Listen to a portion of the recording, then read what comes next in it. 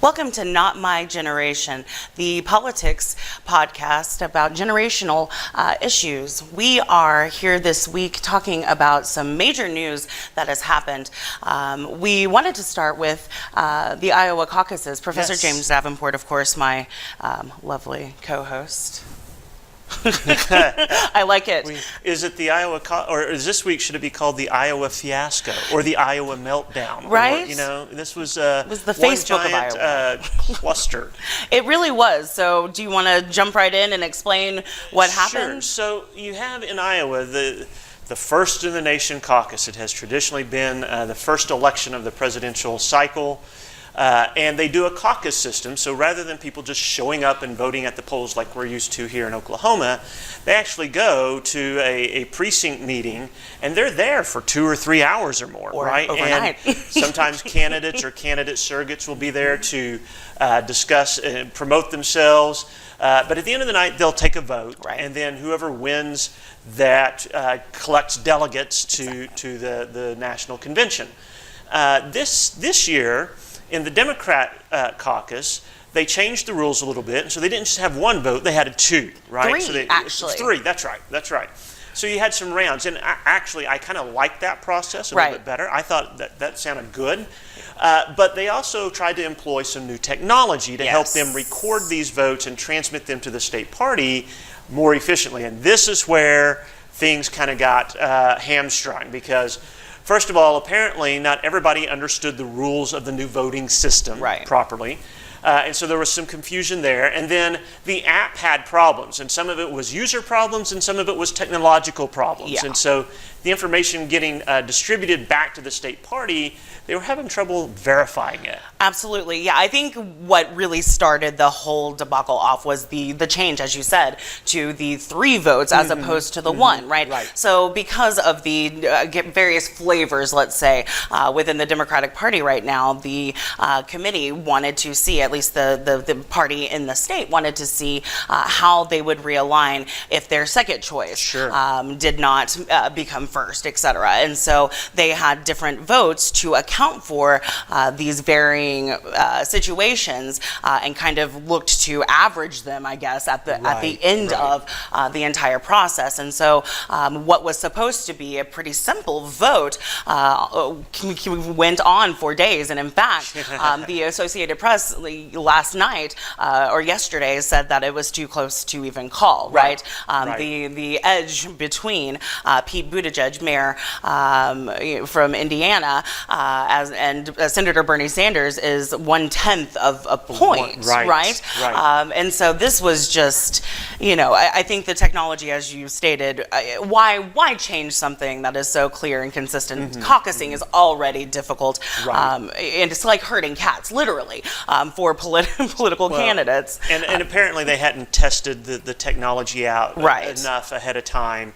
The system of voting is almost kind of like a ranked choice type of approach in the caucus setting, and maybe that does play out not as well as the simple format, or maybe it's a little bit better. I tend to like that kind of idea of giving people some options, but overlaying that with the new technology, you just had a world-class system for failure. Absolutely. Yes. So it will be very interesting, shifting gears to this evening. We have the last Democratic debate before the New Hampshire primary. As Professor Davenport noted, Iowa is the first in the nation caucus for primaries, presidential primaries, and New Hampshire is the first primary election where we see balloting like we do here in Oklahoma. And so it is a big get. You get what we like to call in politics the big mo, right? Exactly. You get some momentum, you get your name recognition, more media coverage, etc., going into these states. And so it'll be very interesting, number one, to see how they set up Bernie Sanders and Pete Buttigieg tonight. Typically, the front runner going into, and certainly the winner of the Iowa caucus tends to get middle, the preferred candidate status in the middle, where they're always on camera, right? And that that has typically in this race been Joe Biden, who fared very poorly in Iowa, let's say. So it'll be very interesting, I think, just from the kind of social standpoint of where they're going to place these candidates after such a failure in Iowa. And I think the campaigns were very frustrated because you kind of did deny them any kind of momentum going into New Hampshire. Nobody could claim outright victory, although Mayor Buttigieg tried to. I think everybody tried to at one point in time. And I think even Biden tried to get in on the act. Hey, it wasn't as bad as we thought it could be or whatnot, right? So you have all of that set up for, and I think you're going to see this primary get more contentious between these leading candidates as the votes start coming in and things start getting real. Yeah. Absolutely. All right, let's shift to the other big news of the week, the impeachment acquittal, right? We talked last week about the impeachment trial and the way that our various generations were feeling about the impeachment. Well, this week we had the acquittal vote by the Senate, right? You got 2/3 of the Senate who could not vote to convict Donald Trump or find him guilty, let's say, of the crimes alleged in the articles of impeachment. Which I don't think was surprising to anyone. Just the partisan makeup of the Senate, the number of defections from Republicans that you would have needed to get a conviction. And can I go on a little tangent just to say, we need to think up some different terminology for this impeachment trial process, because talking about trials and convictions or acquittals, too many people think of actual court trials, actual judicial processes, and this is nothing like that. This is a political process where you have politicians who are making judgments. This was not, and the reason that that's problematic is people want to try to apply the same processes and procedures that occur in a criminal trial or something like that to this process, and they don't apply at all. The rules aren't the same. They're not required to be the same. And the standard of justice that's applied is not the same. Exactly right. And so it really would be nice if we could think of some other way to describe this instead of using that kind of terminology, what I think is just confusing. Yeah, I will agree with you. Yeah, I had many discussions this week in my American federal government classes about the difference between exoneration and acquittal. Right. So yes, very interesting stuff. What did you make of Mitt Romney? Just very quickly. To one extent, I admire people who take a stand that is not a stand that is in line with their party or perhaps their own political interest. I think that takes a lot of fortitude.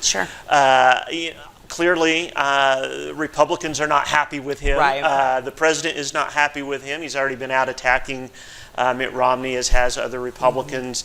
But I don't think in this case you can, if they're in there and you want them to make their best judgment based on what's before them in a manner that they think is consistent with the public interest, and they do that, and they give a reason for why they're doing the way they do, how do you criticize them for that other than saying, I disagree or I agree, right? Absolutely. And I think, given the way this all played out, I'm not going to criticize really any senator for their vote in this. I'm just not going to, because I think there were weaknesses on both sides. I think there were strengths on both sides. And I think that's part of the reason why he ended up being acquitted. Is that there was just not enough clear convincing. Now, let's be honest, it may not have mattered. Okay, so let's put that out there. Maybe they had a smoking gun that would have been clear and convincing. It may still not have mattered, but I don't think they did, and I think ultimately that's what undermined the case against him. Yeah, I'll agree with that. I do want to put in my Nostradamus opinion about Mitt Romney. I think that it was politically advantageous for him. I believe that his vote was genuine. I do think that it came from his heart, but I believe that Mitt Romney is playing a very long-term game in the Republican Party, who will have to recover after Donald Trump is no longer the president, even if he wins the presidency, which I believe he will. In 2024, they're going to be looking for someone to come in and remold the Republican Party in their image or in their ideology. And I think that Mitt Romney made a very strategic decision, and he understood his voting base, I think, in Utah. It was not a really big calculation in him getting reelected in the state of Utah. It was a calculation in terms of national media coverage, things like that. But Mitt Romney, I think, is playing the long game and made a very smart decision. I think you are correct in that. I think he's got a longer-term vision of what he wants to accomplish. Right. Yeah. So, okay, so let's focus on our main topics this week. We had some pretty major speeches going on both at the state level and obviously at the national level as well. So the State of the State occurred on Monday, correct? That is correct. Kicking off our legislative session here in the state of Oklahoma. And I was able to take some students out there. We actually got to be in the House chamber as the governor was delivering the State of the State address and hear, kind of his ideas of what he'd like to see happen over the next year. And it was very interesting, and I think it was a good experience for the students as well. Yeah. Some things that I pulled away from the governor's speech, and one, he's still on this kind of consolidation mode, right? He wants to reduce the number of agencies and or boards and commissions that are out there, strengthen the governor's appointment authority to some of these things. This is not something that should be surprising to anyone who has listened to him talk about this before. This was part of his campaign, part of what he moved for in the last session, and he's continuing that process.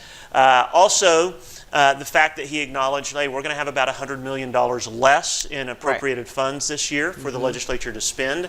And so that's a relatively flat budget when you look at the overall spending that the state will do, but it means that they won't have as much, and so there's going to be some disagreement. He wants to put some more money into the state savings account, the rainy day fund, and I've already heard from legislators who are thinking that's probably not going to happen this year, right? And it's certainly not to the amount that the governor is pushing for. Absolutely. Yeah. So you're going to have some give and take on that, and then I thought his framing of his conflict with the tribes over the gaming compact is very, very interesting. Now it is about the children, right? It is about education and making sure that we are getting the appropriate funding for our public education system. And I thought that was very interesting, the way he tried to categorize that. Yeah. I don't know if it will work at the end of the day, but I do think it's a smart political move in that you're taking an issue that obviously has broad public appeal, and you're attaching your conflict over this to that issue. Right.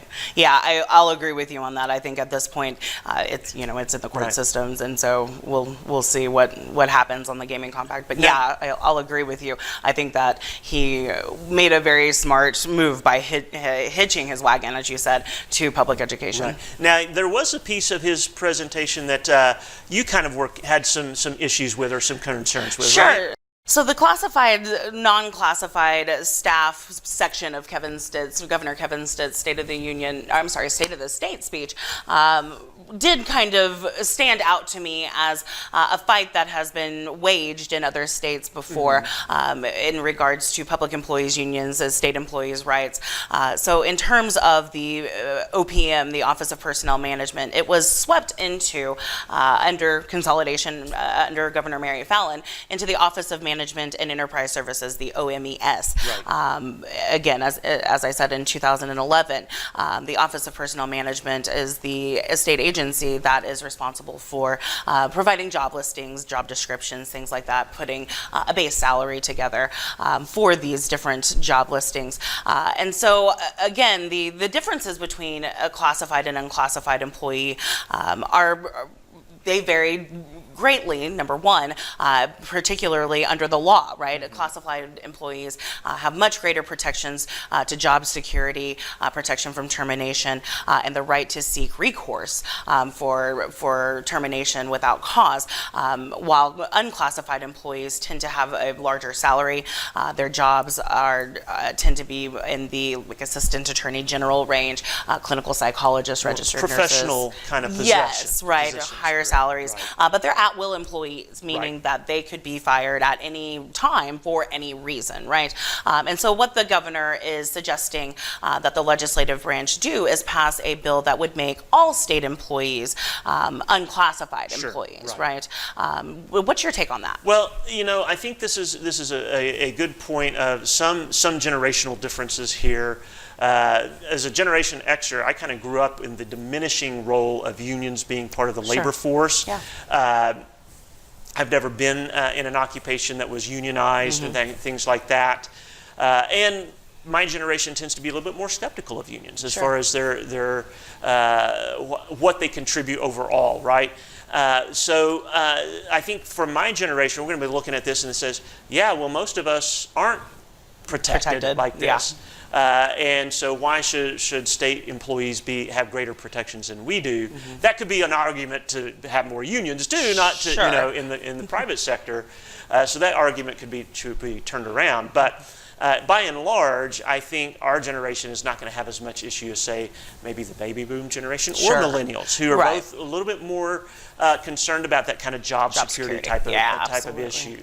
And so I do think people do need to understand working for the government is different than working for the private sector. There are reasons we have certain protections and things for those employees, and you don't want to see all of those evaporate. Even if I tend to agree with this approach, you don't want to see all of those protections evaporate, because they're needed to ensure that you don't get into this just huge patronage system where we're just high government officials are handing out jobs to their best friends and not to people who are competent. So I will totally agree with you. I think, and again, the Oklahoma Public Employees Association did send out a couple of tweets directly after the State of the State, mentioning that they were concerned about making future state employees all at will and giving those agency directors more discretion about who they hire and promote.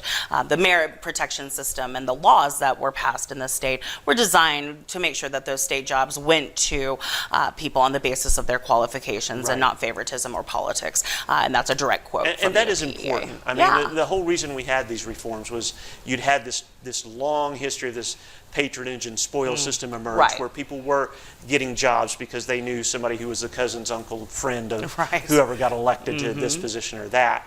And that's not a good recipe for competent bureaucracy at all. Right. And we should mention, just a disclaimer, that we as higher education employees are not part of the classified, unclassified merit protection system. So Professor Davenport and I do not have a dog in this fight. That's correct. As well. Well, we are going long. Yes, we are. Real quickly, State of the Union, we don't have a lot of time to cover it. Let me just say, stop being petty.